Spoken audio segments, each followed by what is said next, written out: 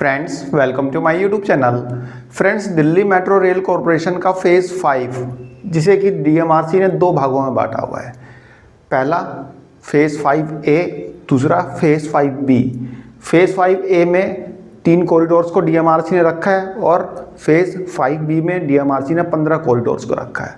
कौन कौन से कॉरिडोर्स रखे हैं उसके बारे में काफ़ी डिटेल में मैंने बता रखा है। यदि आपने वह वीडियोस नहीं देखी तो लिंक डिस्क्रिप्शन बॉक्स में जाके देख लेना। फ्रेंड्स, जैसा कि मैंने आपको बताया हुआ है कि फेज़ 5A में डीएमआरसी ने उन 3 कॉरिडोर्स को रखा है जो कि डीएमआरसी की प्रायोरिटी लिस्ट में है, मतलब कि जिनको प्रायोरिटी देनी है।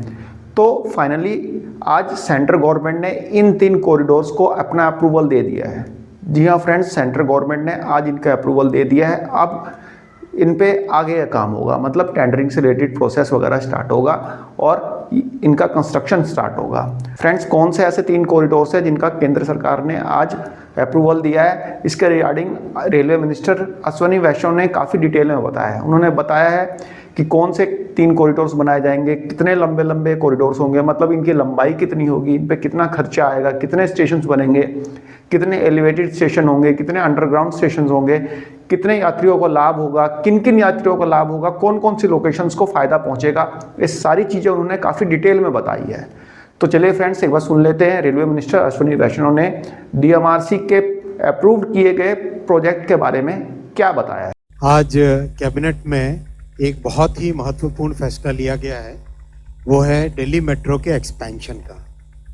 हम सब जानते हैं दिल्ली मेट्रो ने दिल्ली में किस तरह से सभी निवासियों का और दिल्ली में आने जाने वाले प्रत्येक व्यक्ति के जीवन को एक बहुत ही अच्छे से ईज़ ऑफ लिविंग वाले फैक्टर से दिल्ली मेट्रो ने एक बड़ा चेंज किया, बड़ा परिवर्तन किया है।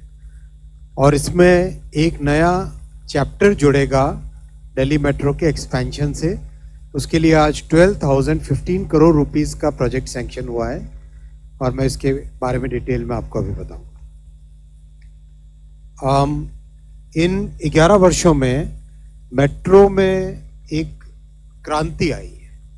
प्रधानमंत्री श्री नरेंद्र मोदी जी ने मिडिल क्लास के लिए जितनी सुविधाएं क्रिएट की है इन 11 वर्षों में इंफ्रास्ट्रक्चर के जरिए, उसमें मेट्रो का एक सबसे इम्पॉर्टेंट स्थान है।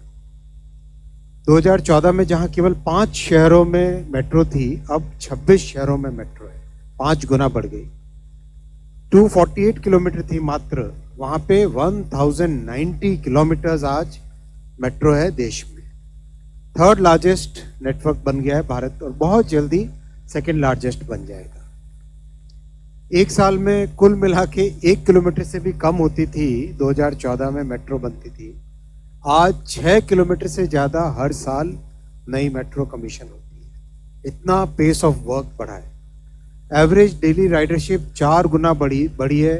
जहाँ करीब 28 लाख होती थी वहाँ 1 करोड़ 15 लाख तक पहुँच चुकी है। बहुत बड़ा परिवर्तन है, बहुत बड़ा चेंज है हमारे शहरों को और ज़्यादा सुगम बनाने के लिए, खासकर मिडिल क्लास फैमिलीज़ के लिए, लो इनकम फैमिलीज़ के लिए। दिल्ली मेट्रो का नेटवर्क अगर हम देखें तो 12 लाइनें हैं, कलर से डिफाइंड है ये सब की सब lines. Red line, yellow line, जो येलो लाइन सबसे पहले बनी थी, जो ब्लू लाइन की branch, green line, violet, pink, magenta, grey, फिर एयरपोर्ट एक्सप्रेस जिसको ऑरेंज लाइन भी बोलते हैं, एक्वा लाइन और रैपिड मेट्रो गुरुग्राम में रैपिड मेट्रो। और 6 नए प्रोजेक्ट ऑलरेडी अंडर कंस्ट्रक्शन है, यानी उसका एक्सपेंशन लगातार हो रहा है। जो 6 प्रोजेक्ट अंडर कंस्ट्रक्शन है वो है एरो सिटी से तुगलकाबाद, जनकपुरी वेस्ट से आर के आश्रम, मुकुंदपुर से मौजपुर, इंद्रलोक से इंद्रप्रस्थ और लाजपत नगर से साकेत जी ब्लॉक और लास्ट में रिटाला नरेला कुंडली। इस 395 kilometre, one of the largest in the world, among the top 5 in the world, इसमें 65 लाख कम्यूटर्स अब डेली ट्रैवल कर रहे हैं। आज जो अप्रूवल हुआ है वो बहुत इंपॉर्टेंट है। इसको फेज 5A कहा जाएगा। This will B Delhi metro phase 5A। 13 station इसमें बनेंगे 10 underground and 3 elevated stations. 16 kilometers नई लाइन इसमें बनेगी, 16 kilometers, and the total investment will be 12,015 crore. At an investment of 12,015 crore, 16 kilometers will be added to the Delhi Metro line, Delhi Metro network, with 13 more stations, 13 new stations. With this, Delhi Metro network will cross 400 kilometers, जो अपने आप में बहुत significant है.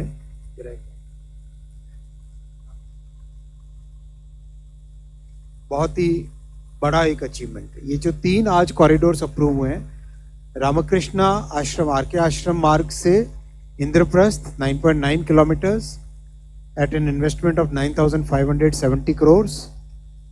Aerocity to Airport Terminal 1, 2.3 kilometers, 1,419 crores.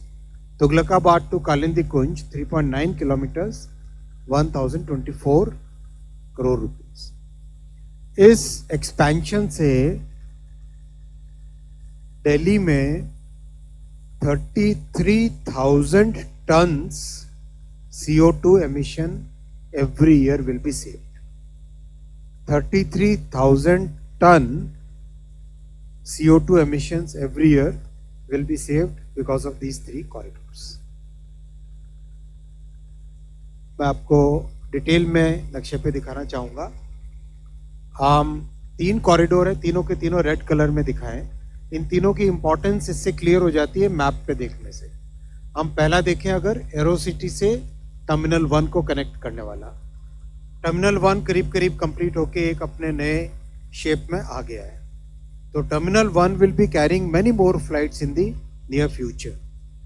So this corridor will connect the terminal 1 with Aerocity. Aerocity gets connected with the Orange Line, जो दिल्ली का city centre है, Shivaji Nagar, Shivaji station, वहाँ से सीधा एयरपोर्ट पे आता है. टर्मिनल 3 की कनेक्टिविटी पहले से है और अब कनेक्टिविटी एरोसिटी से इंटरचेंज लेके टर्मिनल 1 से कनेक्टिविटी हो जाएगी. सेकंड है कालिंदी कुंज से तुगलकाबाद. इसकी इंपॉर्टेंस इस तरह से है कि नोएडा से और फरीदाबाद से जो कम्यूटर्स आते हैं, उन सब को सीधा कनेक्टिविटी गुरुग्राम के लिए यहाँ से मिल जाएगी.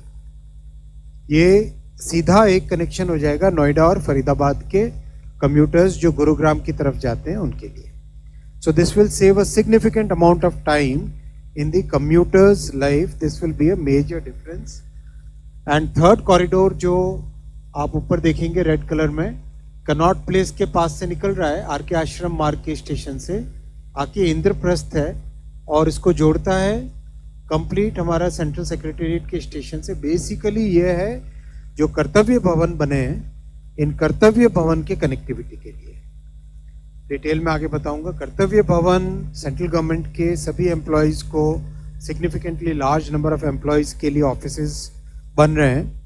साथ ही साथ देश भर से, प्रदेश से, आसपास के राज्यों से बहुत सारे लोग कर्तव्य भवन में काम करने के लिए जो आते हैं, उनके लिए this corridor will become a major advantage.